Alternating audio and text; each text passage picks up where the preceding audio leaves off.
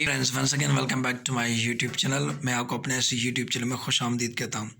जैसा कि जानते हैं कि मैंने एक MCQs basic lecture series start की थी जिसमें हम डिफरेंट सब्जेक्ट के MCQs कवर कर रहे थे और आज हम कवर कर रहे हैं करंट अफेयर। जी हाँ, करंट अफेयर के मैं 2 ऑलरेडी वीडियोस बना चुका हूँ। अगर आपने वो नहीं देखे तो मेरे प्लेलिस्ट में जाके आप करंट अफेयर के जो MCQ की प्लेलिस्ट है वहाँ से देख सकते हैं। आज का जो है वो 3rd उसका पार्ट है।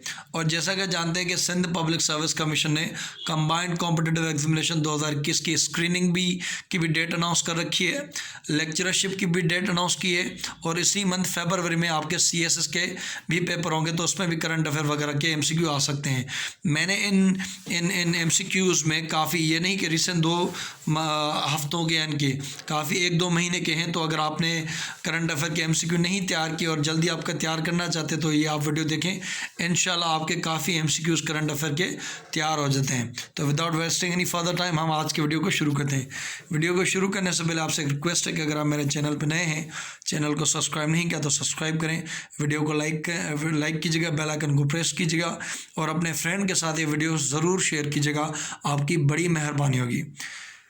2021 में 2021 Chinese new year to be celebrated, ये जी हमसे MCQ आ सकता है कि 2021 में जो चाइना का न्यू ईयर है वो कब सेलिब्रेट किया जाएगा या किया गया, तो वो आपका जवाब होगा 12 फरवरी 2021। जी हाँ, चाइनीज़ न्यू ईयर 2021 कब सेलिब्रेट किया जाएगा या किया गया 12 फरवरी 2021 में।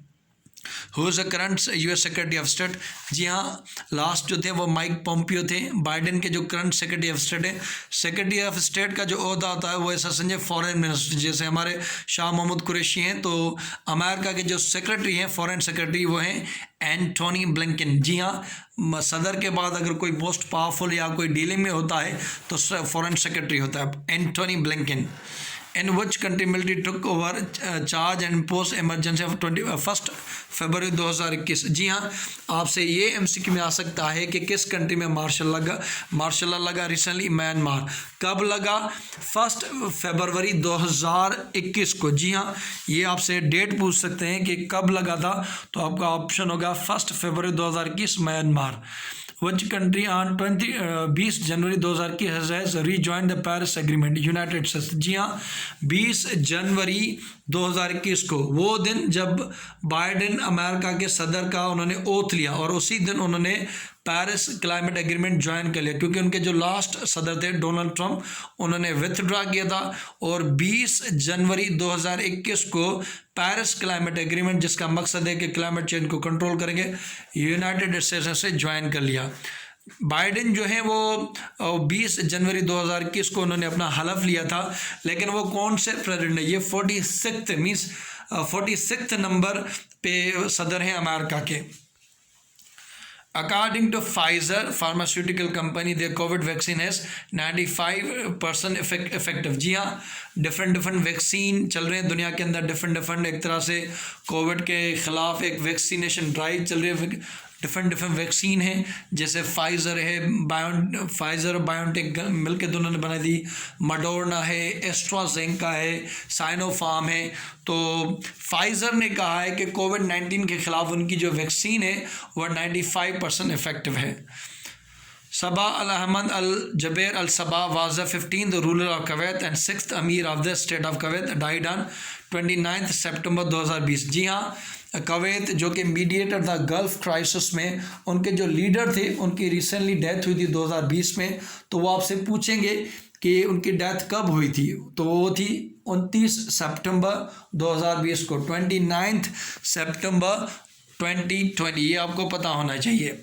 Which country will host OIC foreign minister meeting 2021? ये इम्पोर्टेंट है, आपसे पूछा जा सकता है कि 2021 की जो फॉरेन मिनिस्टर की जो मीटिंग होती है वो कौन? प्राइम मिनिस्टर की भी होती है, उनकी जो हेड डिफरेंट कंट्रीज़ के जो हेड होते हैं उनकी भी मीटिंग होती है, और फॉरेन मिनिस्ट्रल मीटिंग में देखिए उनके फॉरेन मिनिस्टर मीट करते हैं। तो OIC जो है मुस्लिम ब्लॉक, उनकी जो 2021 में मिनिस्ट्रल मीटिंग होगी वो कहाँ पे होगी? वो पाकिस्तान में होगी। In Myanmar which party has won majority election result? National League for Democracy. जी हाँ, ये आंग सान स्यू की पार्टी है और जो पार्टी हार गई थी उनको आर्मी की सपोर्ट थी, तो उनकी वो पार्टी हार गई थी। जो पार्टी जीती थी वो थी नेशनल लीग फॉर डेमोक्रेसी, ये आंग सैन स्यूकी की पार्टी है, और उनकी पार्टी ये इलेक्शंस जीत चुकी थी और मिलिट्री ने उनका तख्ता उल्टा दिया और ख़ुद वो पावर में मौजूद हैं। तो जो पार्टी थी वो थी national League for democracy. How many electoral college vote Donald Trump get in 2020 election? Donald Trump election तो हार गए थे जिस तरह से उन्होंने कोविड-19 को हैंडल किया था, लेकिन आपसे ये सवाल पूछा जा सकता है यूएस हिस्ट्री में या करंट अफेयर में IR में कि उन्होंने वोट कितने हासिल किए थे सदारती इलेक्शन 2020 में। तो उनको मिले तो 232 इलेक्टोरल वोट। जी हाँ, उनको 232 इलेक्टोरल वोट। यूएस के इलेक्शन का प्रोसेस कैसे होता है वो आप यूएस हिस्ट्री के सेक्शन में पढ़ सकते हैं। बहरहाल उनको 232 इलेक्टोरल वोट मिले थे। और जो सदर बने जो बाइडेन, उनको कितने वोट मिले थे इलेक्टोरल वोट? वो थे 306। तो बाइडेन को मिले थे 306 और डोनाल्ड ट्रंप को मिले थे 232। Joe Biden is the oldest. जी हाँ, जो बाइडेन जो है वो ओल्डेस्ट प्रेसिडेंट है अमेरिका की। उनकी आज के टाइम जब वो सदर बने थे तो उनकी एज थी 78 ईयर्स। तो आपसे MCQ में पूछा जा सकता है कि बाइडेन जब सदर बने तो उनकी एज क्या थी? 78 ईयर, ओल्डेस्ट सर्विंग प्रेसिडेंट। और अमेरिका के अंदर इलेक्शन जीतने के बाद जो हुकूमत बनती है, तो हुकूमत बनाने के लिए आपको कितने वोट दरकार होते हैं? वो हैं 270। जी हाँ, इलेक्शन में इलेक्टोरल वोट जीतने के लिए आपको 270 वोट चाहिए। तो डोनाल्ड ट्रंप को मिले थे 232 और बाइडेन को मिले थे 306। जो बाइडेन जो है आपसे पूछा जा सकता है कि दो बड़ी पार्टी है अमेरिका के अंदर, दीगर भी हैं लेकिन जो दो बड़ी हैं जिनके बीच में ये मुकाबला होता है, एक होते हैं डेमोक्रेटिक पार्टी और दूसरी होती है रिपब्लिकन। तो बाइडेन जो है उनका ताल्लुक रिपब्लिकन पार्टी से, सॉरी यहाँ पे मैं गलत ऑप्शन कर गया हूँ। जो बाइडेन जो है उनका ताल्लुक डेमोक्रेटिक पार्टी से और डोनाल्ड ट्रंप का ताल्लुक रिपब्लिकन। यहाँ पे ऑप्शन गलत लिखा है, उसके लिए मैं माजरत।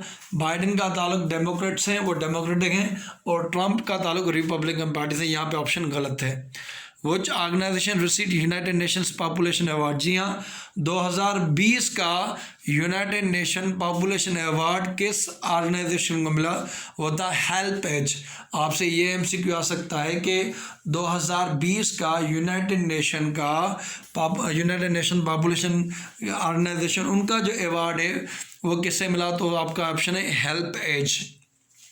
Who became Japan's new prime minister on 16 सितंबर 2020? जी हाँ, शिंजो अबे, जिन्होंने खुद अपने आप को रिज़ाइन किया था। उन्होंने ये कहा था कि उनकी हालत ख़राब हो रही, तो उन्होंने रिज़ाइन किया था। तो नए जो प्रेसिडेंट बने वो बने योशिहिदे सुगा। यहाँ पे प्रोनाउंसिएशन देख लें, ये जैपनीज़ नेम है तो मे बी आई एम मिसप्रोनाउंसिंग। तो सोगा बने थे 16 सितंबर 2020 को new prime minister of Japan. Which of countries achieve the UN's climate action goal well before 2030 deadline? जी हाँ, यूनाइटेड नेशंस क्लाइमेट एक्शन के जो गोल दिए गए थे 2030 तक अचीव करने के लिए, तो आपसे पूछा जा सकता है कि वो कौन सी कंट्री है जिन्होंने United Nation action goal achieve कर लिया prior to their deadline. Deadline थी 2030 तक, पाकिस्तान ने वो अचीव कर लिया अपने इनिशिएटिव की वजह से। United Arab Emirates UAE has become the first Arab nation to launch interplanetary mission जिसका नाम था Hope Al Amal in Arabic Mars orbiter. जी हाँ, यूनाइटेड अरब अमीरातीज़ ने अपना एक एम्बिशियस स्पेस प्रोग्राम शुरू किया है और उन्होंने अपनी रिसेंटली एक और ऑर्बिट अपना एक मार्स में छोड़ा था। तो आपसे ये पूछा जा सकता है कि कौन सी वो अरब कंट्री जिन्होंने अपना एक मिशन उसमें भेजा, तो उसका नाम है UAE, और जो उन्होंने मिशन भेजा है उसका नाम था होप, इंग्लिश में अरबिक में अल अमल, ये उन्होंने भेजा है। Line of actual control, LOC होता है लाइन ऑफ कंट्रोल, ये इंडिया और पाकिस्तान के बीच में। और लाइन ऑफ एक्चुअल कंट्रोल जो है वो डिस्प्यूटेड लैंड है बिटवीन चाइना एंड इंडिया। वैसे तो इंटरनेशनल बॉर्डर होता है जो कि दोनों कंट्रीज़ भी एग्री करते हैं और इंटरनेशनल कम्युनिटी भी एग्री करते हैं। बाज़ का बॉर्डर ऐसे होते हैं जिसमें डिस्प्यूट होता है, जैसे कश्मीर वाला बॉर्डर जो है वो दोनों इंडिया और पाकिस्तान दोनों नहीं मानते, बाकी लाहौर वाला सियालकोट वाला वो दोनों कंट्रीज़ मानते हैं। तो line of actual control, line of control Pakistan और India, line of actual control China और इंडिया के बीच में है। पेरिस क्लाइमेट एग्रीमेंट में ये जो फ्रेमवर्क है पेरिस क्लाइमेट एग्रीमेंट, उनका ये इनिशिएटिव है कि कैसे भी करके 2 से ज़्यादा बढ़ना नहीं चाहिए हमारे जो क्लाइमेट ग्लोबल वार्मिंग है। उनका ये इनिशिएटिव है कि कोशिश की जाए कि 2050 तक या 21 सेंचुरी तक इनका ये जो टारगेट है कि क्लाइमेट चेंज ग्लोबल वार्मिंग को तो 2 सेंटीग्रेड से ज़्यादा बढ़ने नहीं देना। अगर ये 2 सेंटीग्रेड से ज़्यादा बढ़ गया तो मसले मसाइल हो जाएंगे। ऑक्साइड चेन जो है वो डिस्प्यूटेड एरिया है बिटवीन चाइना एंड इंडिया। एक और भी अरुणाचल प्रदेश, एक ये अरुणाचल प्रदेश है और दूसरा ये ऑक्साइड चेन है जो चाइना और इंडिया के बीच में डिस्प्यूटेड है। आपसे ये भी पूछा जा सकता है कि करंट सेक्रेटरी जनरल कौन है यूनाइटेड नेशन के, तो उनका नाम है एंटोनियो गुटेरेस, जिनका पोर्चुगीज से ताल्लुक है, पुर्तगाल। Hagia Sophia was built by Roman emperor 6th in the century. Hagia Sophia एक म्यूज़ियम था पहले, आज के टाइम ये मस्जिद है टर्की के अंदर। पहले ये इसकी एक रिलीजियस कॉन्टेक्स्ट है, काफ़ी टाइम ये म्यूज़ियम रहा। पहले ये मस्जिद था, फिर म्यूज़ियम बना, कुछ ये चर्च भी रहा है, बहरहाल ये चर्च भी रहा। तो उसकी स्टेटस रेसेप तैय्यिप एर्दोगान ने चेंज की और उससे मस्जिद में चेंज कर दिया। तो हागिया सोफिया जो था वो रोमन एम्परर ने बनाई थी, 6th सेंचुरी में बनाई थी। Hagia Sophia turned into museum Hagia Sophia was turned into museum 1935। जी हाँ, इसको 1935 में म्यूजियम में कन्वर्ट कर दिया गया था और मेरे ख्याल से 2020 में इसे दोबारा मस्जिद में कन्वर्ट कर लिया गया है। इससे पहले ये चर्च थी या कुछ था, इसकी कुछ हिस्ट्री है। तो हागिया सोफिया को कन्वर्ट किया गया था म्यूजियम को 1935 में। UAE makes first ever direct commercial flight to Israel carrying medical aid for Palestinians। जी हाँ, यूनाइटेड अरब अमीरात ने अपनी पहली अगर दीगर कंट्रीज़ भी ले जाते होंगे इसराइल, लेकिन UAE पहली दफ़ा उनके यहाँ गए थे। तो आपसे ये पूछा था कि वो कौन सी कंट्री जो फर्स्ट टाइम उन्होंने लैंड किया था इन कंट्रीज़ में, तो UAE थी जो गई और मेडिकल सप्लाईज रख दी फ़लस्तीनी लोगों के लिए। Norway ranks top 2020 world press freedom index. जी हाँ, प्रेस, क्योंकि डिफरेंट कंट्रीज़ में प्रेस होता है, लेकिन वहाँ पे उन पर कर्व्स होते हैं कि या ये आप रिपोर्टिंग करें या आप रिपोर्टिंग नहीं करें। तो 2020 में जो नॉर्वे था उन्होंने टॉप किया था वर्ल्ड फ्रीडम प्रेस में, कि वहाँ पे प्रेस को लेके सबसे ज़्यादा फ्रीडम है। Which are the following countries successfully launched the most powerful rocket Long March 5B on its maiden voyage into the orbit 5 है। जी हाँ, आपसे पूछा जा सकता है कि वो कौन सी कंट्री है जिन्होंने लॉन्च किया मोस्ट पावरफुल रॉकेट जिसका नाम था लॉन्ग मार्च 5B। ये आपसे पूछा जा सकता है कि लॉन्ग मार्च 5B किस कंट्री ने लॉन्च किया था, तो वो थी चाइना।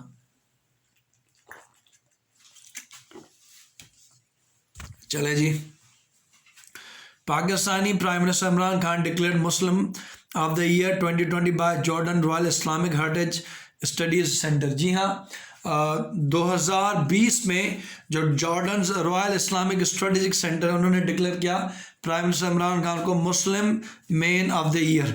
वैसे कि उन्होंने इस्लामोफोबिया को लेकर या दीगर कंट्रीज़ में कश्मीर में बहुत बात की, तो उन्होंने उनकी वजह से उनको शायद किया होगा। China has announced $14 million additional grant for WHO to fight COVID-19। ये देखें, आज के दिन जब डोनाल्ड ट्रंप थे तो उन्होंने अपने आप को इंटरनेशनल रिस्पॉन्सिबिलिटी एलायंसेस एलाइज उनको अपने आप से दूर कर लिया था।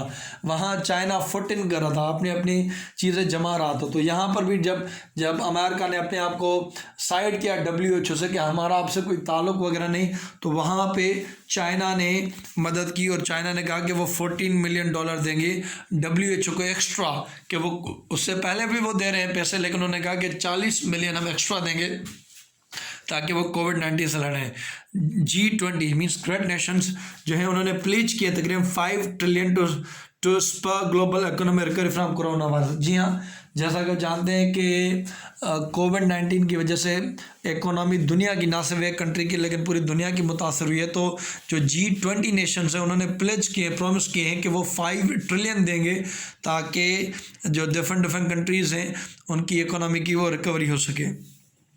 विच country abolishes flogging as an punishment? Saudi Arabia. Saudi Arabia आज के टाइम, क्योंकि वहाँ पे मोहम्मद बिन सलमान आए तो वो अपने आप को एक मॉडर्न रिफॉर्मिस्ट अपने आप को पेश कर रहे हैं। उन्होंने औरतों को ड्राइविंग राइट्स भी दिए थे। वहाँ पे एक नियम सिटी वो बना रहे हैं जिसपे सऊदी के दीगर कानून वहाँ पे लागू वगैरह ना हो, तो उन्होंने वहाँ पर भी इस चीज़ को बैन किया। फ्लॉगिंग मीन्स हम इस्लाम के अंदर ये था कि वो कोई झूठ बोलता या कोई झूठी गवाही देता तो उसको पनिशमेंट मिलती थी, तो उन्होंने इस मीन्स छड़ी जो पीछे लगाते हैं उससे बैन कर दिया है। तो ये सऊदी अरब ने उसे एक तरह से ख़त्म कर दिया। The annual world happiness report has just been released, और उसमें क्या है कि जो इंटरनेशनल डे ऑफ हैप्पीनेस है वो 20 मार्च 2020 को सेलिब्रेट किया जाता है, या 20 मार्च को। तो उन्होंने कहा कि जो हैप्पीएस्ट कंट्री है वो फिनलैंड है। अगर आपसे ये पूछा जाए कि 2020 में हैप्पीएस्ट कंट्री कौन किसको डिक्लेयर किया तो वो फिनलैंड था। पाकिस्तान है बिकम, अब ये WHO के जो हेड थे उन्होंने कहा था कि Pakistan has come up with one of the world best national response programme. ये उन्होंने कहा था अगेंस्ट कोविड-19 के पाकिस्तान भी अच्छे से उन्होंने, जी हाँ, अल्लाह का शुक्र था कि पाकिस्तान ने भी कोविड-19 को अच्छे से डील किया, क्योंकि हम ना तो इतने इकोनॉमिक तौर पे पावरफुल कंट्री थे कि लॉकडाउन करके लोगों को खाना दे पाए, और ना ही खुला छोड़ सकते थे। तो एक middle approach prime minister Imran Khan ने ली थी कि कोविड का भी ख्याल रखना है लेकिन रोज़गार भी जारी रखे। तो WHO के हेड ने कहा था कि Pakistan came up with one of the best national programme या रिस्पांस अगेंस्ट कोविड-19। Which country ends death penalty for the crimes committed by minors? Again Saudi Arabia के, उससे पहले ये था कि अगर माइनर कुछ जो छोटे बच्चे होते अगर कुछ क्राइम करते थे उनको पेनल्टी मिलती थी, लेकिन आज के टाइम सऊदी अरबिया ने उसको भी बैन कर दिया है।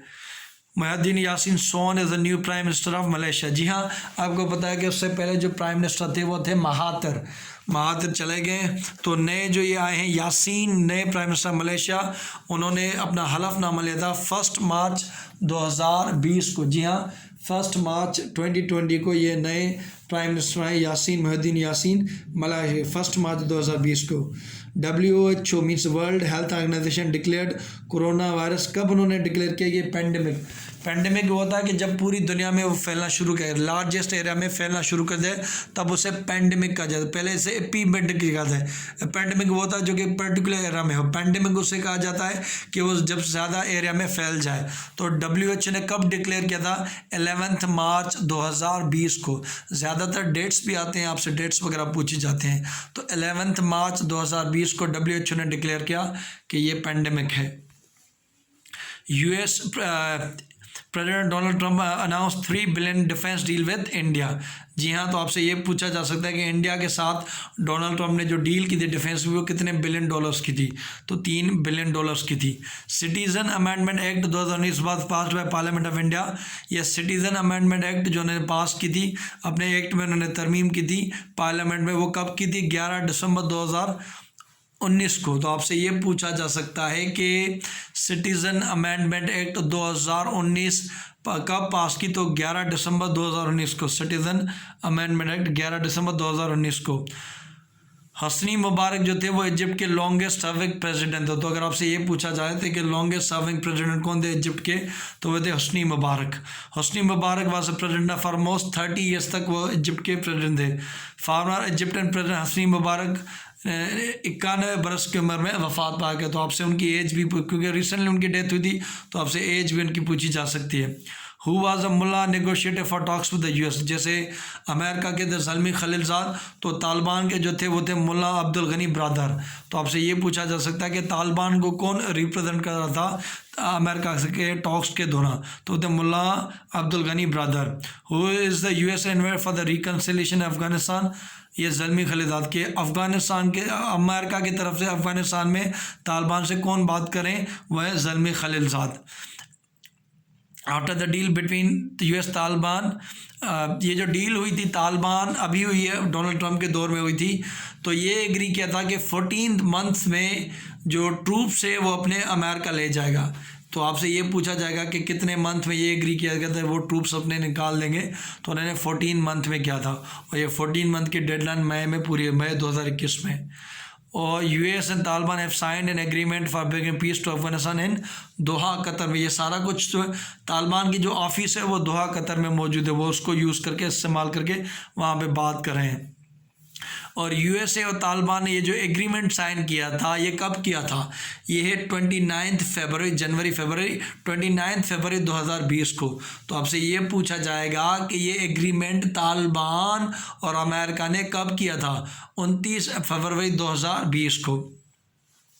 फ्रीलांस रिपोर्टर जिसका नाम है Ahmed Khan was named the winner of 2019 Agence France Presse Kate Webb prize for his coverage on the ground Indian control Kashmir. जी हाँ, अगर आपसे पूछा जाए कि एजेंस फ्रांस प्रेस का जो अवार्ड है वो किससे मिला, तो आपका जवाब होगा अहमद खान। क्यों मिला था?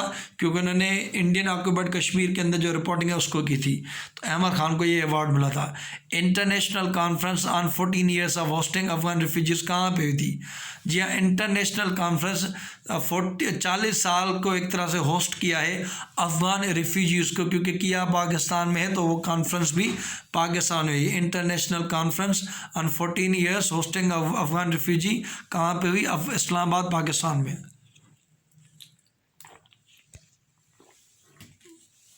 Who is current UN high commissioner for refugees के कमिश्नर कौन है? तो उसका जवाब है फिलिप्पो ग्रांडी। जी हाँ, फिलिप्पो ग्रांडी है यूएन कमिश्नर है रिफ्यूजीज़ के। United nation secretary general Antonio Guterres visited Pakistan 16 फरवरी 2020। ये भी डेट आ सकती है, इंपॉर्टेंट डेट है कि यूनाइटेड नेशन के secretary general Antonio Guterres Pakistan कब आए थे? 16 फरवरी 2020 को। अगेन आपसे पूछा जाएगा कि यूनाइटेड नेशन के जो secretary general Antonio Guterres Pakistan कब आए थे? 16 फरवरी 2020 को। Which country successfully tested a flight test of air launch cruise missile Raad 2? ये राद 2 किसका मिसाइल है समझ लें, पाकिस्तान को। तो आपसे पूछा जाए कि राद किसने टेस्ट किया था? पाकिस्तान ने टेस्ट किया था। देखिए, मैंने बहुत मेहनत से बनाया, आपको बताते बताते मेरा गला सूख गया है, तो प्लीज़ चैनल को सब्सक्राइब करें, अपने दोस्तों के साथ व्हाट्सएप में वगैरह वगैरह से शेयर करें, फेसबुक पे, और बेल आइकन को प्रेस कीजिए, चैनल को सब्सक्राइब करें, वीडियो को ज़रूर लाइक कीजिएगा, आपकी बड़ी मेहरबानी होगी। ऐसे ही वीडियोज़ मैं आपको बनाता जाऊँगा। Thank you so much. अल्लाह हाफ़िज़।